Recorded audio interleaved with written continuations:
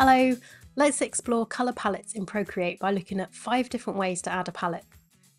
If you want to start with a blank palette and add your own colours, just tap on Create New Palette and then you can start pulling colours from your document or selecting them from the colour wheel and then adding them down here.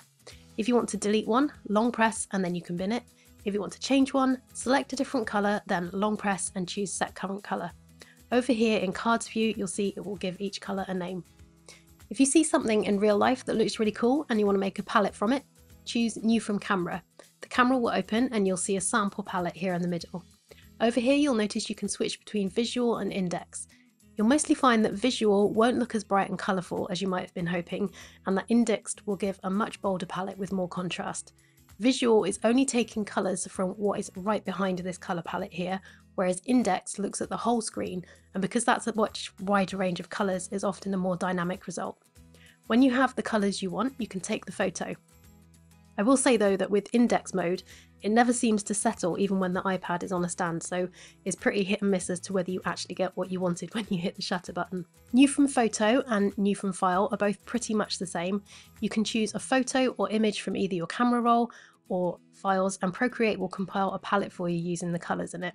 The results from these are mostly pretty good, but you don't have control over which colours are imported. Creating palettes with these 3 methods can be a fun way to play, experiment and come up with new ideas, but I like a little bit more control, and honestly I find having a full palette of 30 colours a bit overwhelming.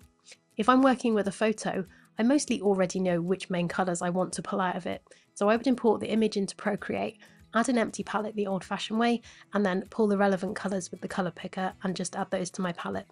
I sometimes still make a Procreate generated palette from the same image to use as a secondary palette if I feel like I might want some extra colours further down the line. Okay, so that's 4 methods. What's the 5th? Well, there's actually another way you can use the import from file. Did you know that you can import Adobe.aco and .ase files into Procreate? In Photoshop or Illustrator, save your swatch set in either of those formats depending on which software you're using. .aco in Photoshop and .ase in Illustrator. Save them to somewhere like iCloud or Dropbox and then you can import them into Procreate. When you save Illustrator swatches as an ASE file, it will include all the swatches in your panel here, and if it's more than 30, Procreate's going to split that into separate palettes. You can also airdrop your files directly from your Mac over to your iPad and then open them in Procreate as an alternative way of importing them. One thing to note is that once you send over with airdrop like this, will appear at the bottom of your list and not at the top like they normally do. That's all from me this week. I hope you found it useful. Don't forget to give it a thumbs up and subscribe if you haven't already.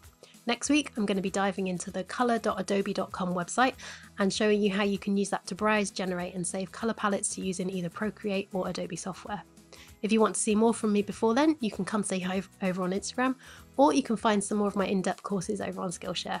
Have fun, stay creative, and I will see you next time.